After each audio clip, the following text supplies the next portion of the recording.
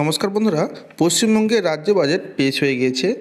এই বাজেটে বেশ কিছু প্রকল্পের কথা ঘোষণা করা হয়েছে এবং কিছু পুরনো প্রকল্পের টাকা বাড়ানো হয়েছে।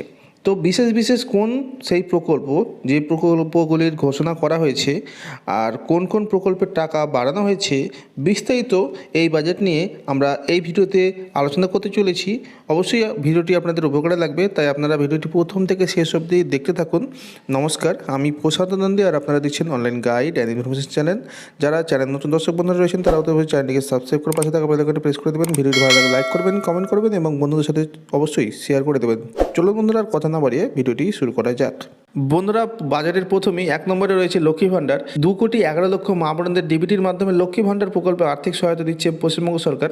লক্ষ্মী ভাণ্ডার প্রকল্পে তপশিলি জাতি এবং জনজাতি শ্রেণী অর্থাৎ ST/SC যারা রয়েছেন, আর্থিক সহায়তা বৃদ্ধি করে মাসিক 1,200 টাকা করা হয়েছে। অর্থাৎ ওরা 1,000 টাকা পেতে এখানে 200 টাকা বৃদ্ধি করা হয়েছে। এবং অন্যান্যদের জন্য অর্থাৎ জেনারেল ওবিসি যারা রয়েছে তাদের জন্য এই সহায়তা বৃদ্ধি করে মাসিক 1,000 টাকা করা হবে। অর্থাৎ জেনারেল ওবিসি যারা ছিল তারা 500 টাকা পেতে, এখানে আরও 500 টাকা বাড়িয়ে 1,000 টাকা করা হয়েছে।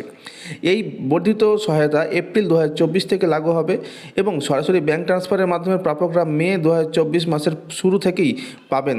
এর জন্য অতিরিক্ত বার্ষিক 12,000 কোটি টাকা বরাদ্দ করা হয়েছে। এবং এখানে রয়েছে দেখুন, 60 বছর বয়স অতিক্রান্ত করলে লক্ষ্মী ভাণ্ডারের প্রাপকরা সোজাসুজি বার্ধক্য ভাতার আওতায় চলে আসবেন এবং একই অর্থ সহায়তা পেতে থাকবেন। তো বন্ধুরা, বুঝতে পারলেন লক্ষ্মী ভাণ্ডার প্রকল্পের এখানে ভাতা বৃদ্ধি করা হয়েছে। তারপরে দেখুন, সমুদ্র সাথী নামে একটি প্রকল্পের ঘোষণা করা হয়েছে। এই প্রকল্পটি হচ্ছে যারা বিশেষ করে পূর্ব মেদিনীপুর, উত্তর 24 পরগনা এবং দক্ষিণ 24 পরগনার মৎস্যজীবীরা তাদের জীবিকা অর্জনের জন্য প্রতিকূল অবস্থার মধ্যে সমুদ্রে যান। যেহেতু এপ্রিল মাসের মাঝামাঝি থেকে জুন মাসের মাঝামাঝি পর্যন্ত এই 2 মাস মাছ ধরার ক্ষেত্রে নিষেধ থাকে, এই মৎস্যজীবীদের জীবিকা অর্জনের সমস্যা হয়ে থাকে। তাই পশ্চিমবঙ্গ সরকার এই 2 মাসের এইসব মৎস্যজীবীদের জীবিকা সহায়তার জন্য সমুদ্র সাথী নামে একটি নতুন প্রকল্প চালু করেছে। এর মাধ্যমে এই 3টে জেলার প্রতিটি নথিভুক্ত মৎস্যজীবী প্রতি বছর এই 2 মাসে প্রতি মাসে 5,000 টাকা করে পাবেন। এর ফলে প্রায় 2 লক্ষ মৎস্যজীবী উপকৃত হবেন। এই খাতে 200 কোটি টাকা বরাদ্দ করা হয়েছে। তো বন্ধুরা, বুঝতে পারলেন সমুদ্র সাথী নামে একটি নতুন প্রকল্পের ঘোষণা করা হয়েছে, যেটি পূর্ব মেদিনীপুর, উত্তর 24 পরগনা বা দক্ষিণ 24 পরগনা মৎস্যজীবীদের জন্য এই প্রকল্পটি। এরপরে যে ঘোষণাটি হয়েছে এটি হচ্ছে ভবিষ্যৎ ক্রেডিট কার্ড নিয়ে। ভবিষ্যৎ ক্রেডিট কার্ড রাজ্যে অলরেডি চালু ছিল। এটি 18 থেকে 50 বয়সী ব্যক্তিরা দিতে পারে। 5 লক্ষ টাকা পর্যন্ত এখানে ঋণ পাওয়া যায়। তো এখানে যে আপগ্রেডেশনটি হয়েছে সেটি হচ্ছে ভবিষ্যৎ credit card interest subvention scheme নামে। তো এখানে কোনো কোল্যাটারাল ছাড়াই 100% নিশ্চিত ঋণ পেতে পারবেন নামমাত্র 4% সুদে। অর্থাৎ কোনো রকম এখানে গ্যারান্টারের দরকার পড়বে না, কোল্যাটারালের কোনো রকম দরকার পড়বে না, 100% আপনি ঋণ পেয়ে যাবেন। এর জন্য কত টাকা খরচ হবে? 2,50,00,000 কোটি টাকা বরাদ্দ করা হয়েছে। এই প্রকল্পে আগামী কয়েক বছরে প্রায় 10 লক্ষ যুবক যুবতী উপকৃত হবেন। তো বন্ধুরা, বুঝতে পারছেন, তো ভবিষ্যৎ ক্রেডিট কার্ডের জন্য একটি আপগ্রেডেশন করা হয়েছে। এরপরে আরেকটি বড় ঘোষণা রয়েছে বন্ধুরা, রাজ্য সরকার বা মাদ্রাসা বোর্ডে যেসব ভোকেশনাল ট্রেনিং যারা করেছেন বা ITI করেছেন বা পলিটেকনিক নিয়ে পড়াশোনা করেছেন এবং যুবশ্রী প্রকল্পের নাম নথিভুক্ত রয়েছে, 18 থেকে 40 বছর বয়সী যুবক যুবতীদের শিল্পক্ষেত্রে প্রশিক্ষণের জন্য সহায়তা দেওয়া হবে। যারা ট্রেনিং করবেন শিল্পক্ষেত্রে প্রশিক্ষণের ট্রেনিং, তাদের কিন্তু প্রত্যেক মাসে আগে স্টাইপেন্ড দেওয়া হতো 1,500 টাকা, সেটা বাড়িয়ে 2,500 টাকা কিন্তু করা হয়েছে। এই প্রকল্পে প্রতি বছর 1 লক্ষ যুবক যুবতী উপকৃত হবেন। এই খাতে 200 কোটি টাকা বরাদ্দ করা হয়েছে। এরপরে আরও একটি নতুন প্রকল্পের ঘোষণা করা হয়েছে, যার নাম West Bengal artisans financial benefit scheme 2024 নামে। এই প্রকল্পে প্রতিটি কারিগর এককালীন 15,000 টাকা পাবেন এবং শিল্প সমবায় সমিতি 10 লক্ষ টাকা পর্যন্ত পাবেন। তাদের যন্ত্রপাতি কেনার জন্য, কাজের শেডের নির্মাণ অথবা মেরামতের জন্য অথবা মার্কেটিংয়ের সহায়তার জন্য এই প্রকল্পে 1 বছরে 2 লক্ষ কারিগরকে অন্তর্ভুক্ত করা হবে, যার জন্য 200 কোটি টাকা বরাদ্দ করা হয়েছে। এই প্রকল্পে আগামী 4 বছরে আরও 8 লক্ষ কারিগরের আওতায় আনার লক্ষ্যমাত্রা স্থির করা হয়েছে। তো বন্ধুরা, বুঝতে পারলেন, West Bengal artisans financial benefit নামে একটি নতুন স্কিম লঞ্চ করা হয়েছে। যারা কারিগর তারা এখানে উপকৃত হবেন। এরপরে আরও একটি স্কিমের ঘোষণা করা হয়েছে। কারিগর এবং তাঁতিদের সামাজিক সুরক্ষা প্রদানের উদ্দেশ্যে artisans and weaver death benefit scheme প্রকল্প চালু করার প্রস্তাব করা হয়েছে। এই প্রকল্পে 18 থেকে 60 বছর বয়স অবধি কোনো নথিভুক্ত কারিগর বা তাঁতির প্রাকৃতিক কারণে বা দুর্ঘটনার কারণে মৃত্যু হলে সেই পরিবারের নির্ভরশীল সদস্যরা এককালীন 2 লক্ষ টাকা আর্থিক সহায়তা পাবেন। এই খাতে 60 কোটি টাকা বরাদ্দ করা হয়েছে। তো বন্ধুরা, বুঝতে পারলেন, কারিগর এবং তাঁতি সামাজিক সুরক্ষা প্রদানের উদ্দেশ্যে এই স্কিমের ঘোষণা করা হয়েছে। যে ঘোষণাটি হয়েছে এটিতে সেলফ হেল্প গ্রুপের মহিলারা উপকৃত হবেন, অর্থাৎ যারা গ্রামে গোষ্ঠী করেন তাদের জন্য এই ঘোষণাটি।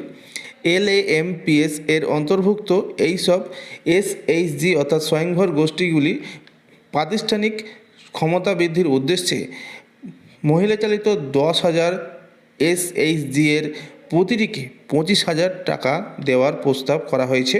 এই খাতে 25 কোটি টাকা বরাদ্দ করা হয়েছে। এর ফলে 1 লক্ষেরও বেশি উপজাতি সম্প্রদায়ের মহিলারা উপকৃত হবেন। তো বন্ধুরা, যারা স্বয়ংভর গোষ্ঠীতে রয়েছেন তাদের জন্য সুখবর, তারা এই স্কিমের লাভটা নিতে পারেন। এরপরে আরও একটি ঘোষণা হয়েছে। আপনারা সকলেই জানেন জব কার্ডের টাকা কেন্দ্র দিচ্ছে না, তাই 21 লাখ জব কার্ড হোল্ডারদের এবছর 21শে ফেব্রুয়ারির মধ্যে মজুরি প্রদানের কথা ঘোষণা করা হয়েছে। এই অর্থবর্ষে এই খাতে বাজেট বরাদ্দ থেকে 3,700 কোটি টাকা খরচ করা হবে। অর্থাৎ যারা আগে জব কার্ডের কাজ করেছেন তাদের টাকা পাননি, তাদের কিন্তু এবার পশ্চিমবঙ্গ সরকারের উদ্যোগে সেই টাকা দিয়ে দেওয়া হবে। এর জন্য খরচ হবে 3,700 কোটি টাকা। তো আরও একটি জব কার্ড রিলেটেড খবর রয়েছে। এটি হচ্ছে কর্মশ্রী প্রকল্প, নতুন প্রকল্প ঘোষণা হয়েছে বাজেটে। তো এই প্রকল্পটি হচ্ছে রাজ্যের প্রকল্প। কর্মশ্রী জব কার্ডেরই সেম ডুপ্লিকেট প্রকল্প বলতে পারেন। তো এটা হচ্ছে জব কার্ডের কাজ হতো 100 দিনের, এটি কিন্তু রাজ্য সরকার নিজের উদ্যোগে 50 দিনের কাজ নিশ্চিত করবে। তো 50 দিনের জন্য যাদের জব কার্ড রয়েছে তারা কাজ করতে পারেন এবং সেই হিসেবে আপনারা টাকা পাবেন। এই প্রকল্পের নাম দেওয়া হয়েছে কর্মশ্রী প্রকল্প। এই প্রকল্পটি মে 2024 থেকে শুরু হবে। এরপরে যে ঘোষণাটি করা হয়েছে সেটি হলো কৃষকদের জন্য। তো কৃষকদের আলুর বিমা করার জন্য এতদিন যে প্রিমিয়াম দিতে হতো, সেই বিমার প্রিমিয়াম কিন্তু আর দিতে হবে না। অন্যান্য শস্যের মতো আলু চাষেও বিমার প্রিমিয়াম বাংলা শস্য বিমা যোজনাতে রাজ্য সরকার সম্পূর্ণরূপে বহন করবে। এর ফলে 20 লক্ষ আলু চাষি উপকৃত হবেন। এই খাতে অতিরিক্ত 100 কোটি টাকা বরাদ্দ করা হয়েছে। তো বন্ধুরা, যারা আলু চাষি রয়েছেন তারা এই বাংলা শস্য বিমা যোজনায় আপনাদের নাম নথিভুক্ত করলেই সম্পূর্ণ আলুর জমির যে বিমা আপনাদের হয়ে যাবে বিনামূল্যে। এরপরে স্টুডেন্টদের জন্য সুখবর, কারণ একাদশ শ্রেণী থেকেই এখন কিন্তু ট্যাবের জন্য যে টাকা, ট্যাব বা স্মার্টফোনের জন্য যে টাকা দেওয়া হয় সেটা কিন্তু দেওয়া হবে 10,000 টাকা করে। আগে এটি ছিল দ্বাদশ শ্রেণী থেকে, কিন্তু বর্তমানে এই বাজেটের পর আপনারা যারা স্টুডেন্ট রয়েছেন তাদের জন্য একাদশ শ্রেণী থেকেই এই 10,000 টাকা ট্যাবের জন্য দেওয়া হবে। এটির জন্য 900 কোটি টাকা বরাদ্দ করা হয়েছে।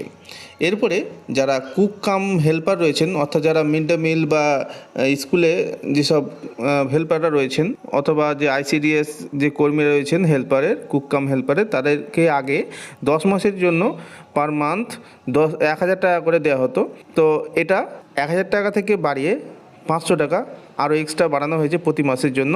তাই প্রতি মাসে এখন 1,500 টাকা করে তারা পাবেন। এই খাতের জন্য বরাদ্দ হয়েছে 140 কোটি টাকা। এই রাজ্য বাজেটে এও বলা হয়েছে যে যুবক যুবতীদের কর্মসংস্থানের জন্য বিভিন্ন সরকারি দপ্তর এবং সরকার নিয়ন্ত্রিত সংস্থাগুলিতে 5 লক্ষ চাকরির ব্যবস্থা করা হবে। তো যুবক যুবতীদের জন্য সুখবর, তাদের জন্য 5 লক্ষ সরকারি বা সরকার নিয়ন্ত্রিত সংস্থাগুলিতে চাকরির ব্যবস্থা করা হবে। এছাড়াও civic volunteers, village police, green police, ইত্যাদি যেসব পুলিশ রয়েছেন, এদের জন্য মাসিক পারিশ্রমিক আরও 1,000 টাকা বৃদ্ধি করা হবে। অর্থাৎ যে পারিশ্রমিক পেত তার থেকে আরও 1,000 টাকা যোগ হবে। রাজ্য পুলিশে এদের যুক্ত হওয়ার কোটাও 10% থেকে বাড়িয়ে 20% করার প্রস্তাব করা হয়েছে। এই খাতে 180 কোটি টাকা বরাদ্দ করা হয়েছে। তারপরে civic volunteer, village police, green police ইত্যাদি সমেত যেসব কন্ট্রাকচুয়াল কর্মীরা অবসরকালীন সুবিধা হিসাবে 2 লক্ষ টাকা অথবা 3 লক্ষ টাকা পাওয়ার যোগ্য, তাদের এককালীন অবসরকালীন সুবিধা বাড়িয়ে 5 লক্ষ টাকার প্রস্তাব করা হয়েছে। এই খাতে 100 কোটি টাকা বরাদ্দ করা হয়েছে।